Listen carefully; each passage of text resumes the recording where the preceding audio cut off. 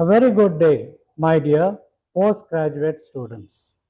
Welcome to SNIP, Short Notes in Pathology for the MD and the DPNB students.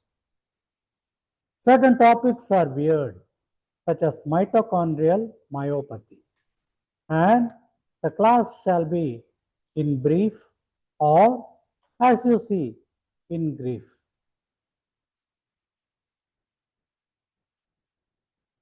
It is a complex neuromuscular. All these asterisk marks you should remember. Disorder involving multiple organs, another asterisk mark, including the skeletal muscle. So three things are there: neuromuscular, multiple organs, skeletal muscle. The organs are mentioned over here, which can be the brain, heart, eyes, neuromuscular. Genetics are varied, and the impairment is mainly in the mitochondrial generation of the ATP, adenosine triphosphate. And the basic defect is oxidative phosphorylation. Now this is a mitochondrial cell. A typical human cell is over here. The nucleus, usually they are in the vicinity of the nucleus.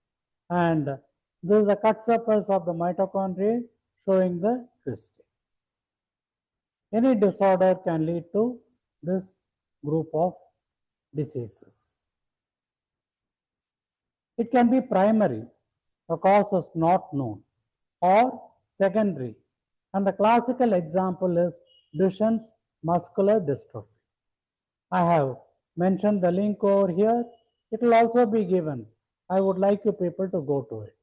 And courtesy Wikipedia for this beautiful photo micrograph. So there is a marked atrophy of the muscle fibers being replaced by fat. Environmental, it can be because of alcoholism. The pathological findings. This is a muscle biopsy, and thanks to Wikipedia, the Gomery's trichrome. Here I am finding a powdered effect on the muscle fiber around which there is a ragged redness that is prevailing.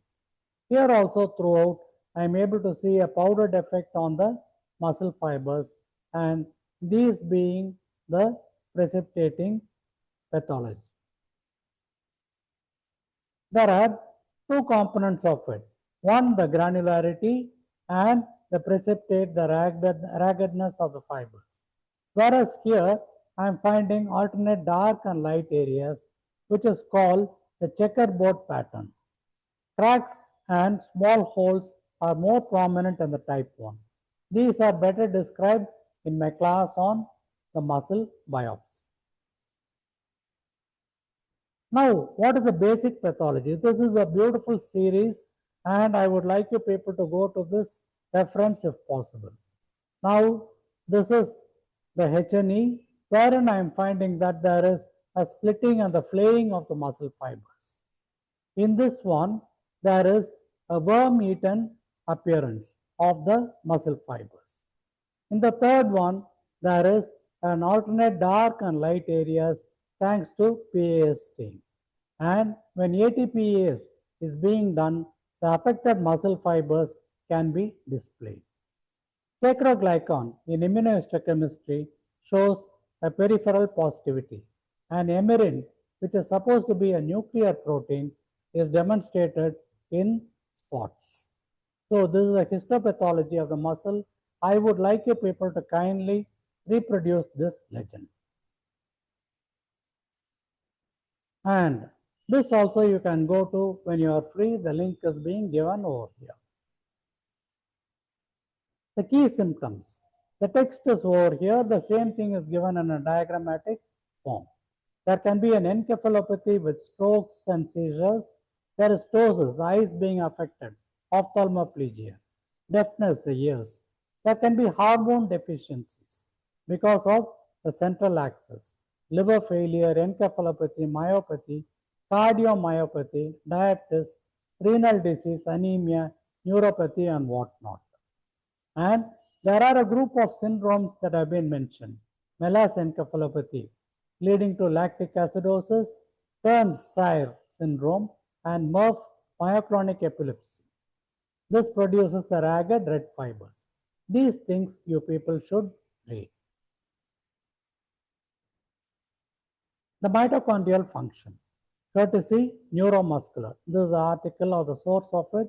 There is a glycolysis and the pyruvate is being mobilized and it leads to the activation of acetyl coenzyme A, leading on to the tricarboxylic acid cycle. And this results in oxidative phosphorylation.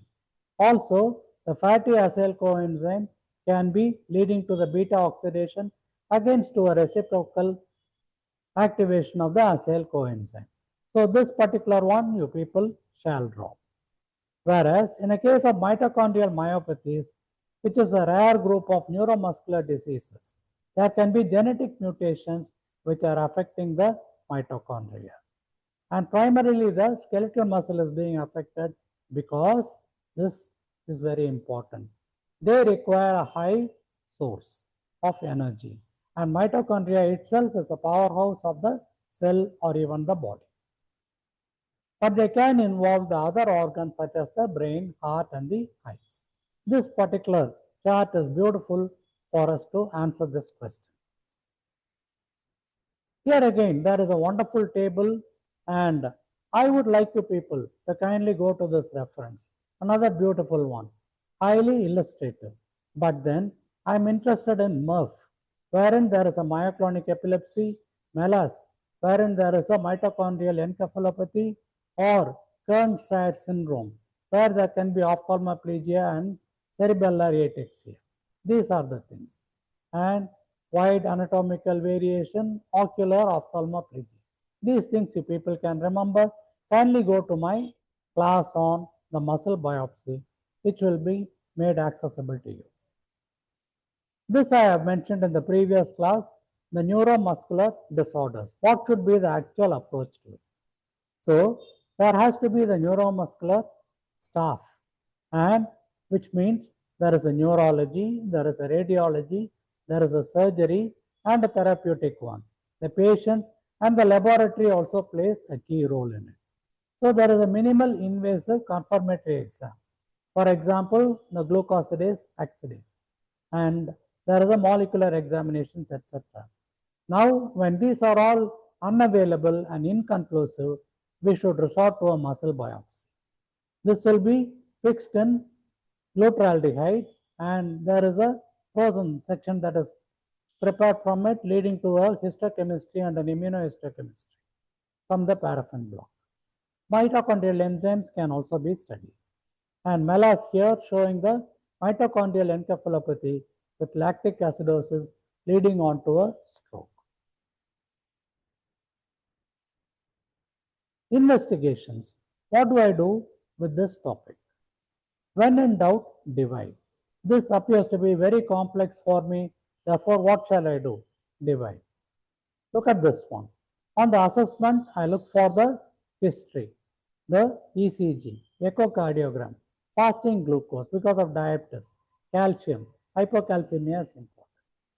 And the complication is to be identified. This is secondary. What are the symptoms of the myopathy? What are the conduction defects, cardiomyopathy, diabetes, and hypocalcemia? Secondary to hypoparathyroidism. So this is what I do, and the frequency and other things are given to be covered in the clinical history. Thanks to British Columbia Medical Journal. Enumerate the mitochondrial diseases. This might be important.